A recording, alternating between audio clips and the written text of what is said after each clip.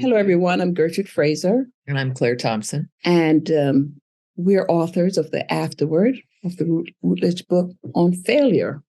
The reason to read the handbook is not necessarily to find within it your own practitioners from your own field and your own, the theories to which you're familiar and the literature to which you're familiar, but to open your mind and really have fun seeing what other scholars completely out of your field do with this notion. And I think when we look at, that's what led us to look through the lens of inequalities of failure to say, this isn't really getting noticed. Yeah. At least that we see so far. Yeah. And it's a direction so it gave us a new sort of direction to think about. And also, we also decided that for the afterword, we were going to provide one way of approaching this voluminous text. And that is to ask, what are some of the key articles that we find extremely helpful in thinking about our empirical data? And how might we use that as a kind of way, a guidepost to show our readers how they might go about saying, well, how might this matter for the kind of work I'm doing, whether it's empirical or theoretical, or whether it's about one's own lived experience of failure? And how might this volume kind of help me think about and frame what I'm going through?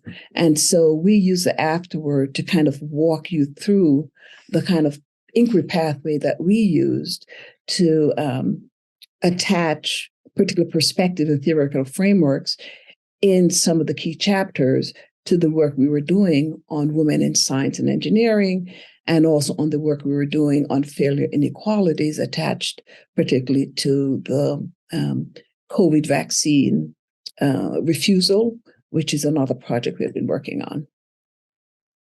So yeah, I think we were providing, let's say, imagine us as aunties who are saying, here's this thick book, just open it up and see how it resonates. And if that chapter doesn't resonate, if the one on dancers and failure doesn't resonate, look at the one on failure in political systems in Africa, or look at one on disability critiques of the kind of neoliberal failure. Just sort of don't be intimidated by the book, particularly because of it's so highly theoretical, but kind of take it and move through it and see how it speaks to you in the work that you're doing.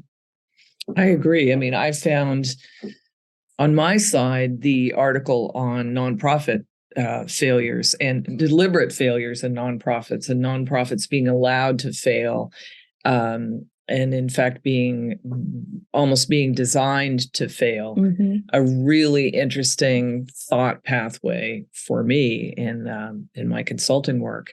And so that's what we encourage people to do, is just go through and dive in and sort of enjoy what you find. And I'm sure that people will find lots to drive them forward in their thinking and in their own work. And the next one will be every bit as good. The next volume 2. Yeah.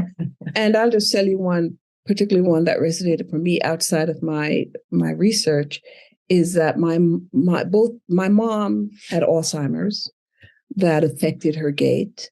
And then my very, very beloved friend had Parkinson's. And they felt a lot. It was painful sometimes to watch. And the article that resonated to me in terms of my own lived experiences of my loved ones dealing with issues of risk associated with falling was a chapter on learning to fall, and I was like, oh my goodness, I'd never thought about that before. Because, I mean, in some ways, falling and not being able to control falling is almost the epitome of failure. The failure to just stand upright when you don't have any control over it. And so that article just opened up my mind and allowed me to think in a very different kind of way about the experience that my mother and friend was going through, but also because, I'm of an age where I have to begin to think about gait and falling, etc., as I get older. And that particular chapter was extremely helpful. So I think there's just a lot in this book to fall in love with, which you don't necessarily say about a scholarly piece, but I found it to be so. I agree. I think it's great.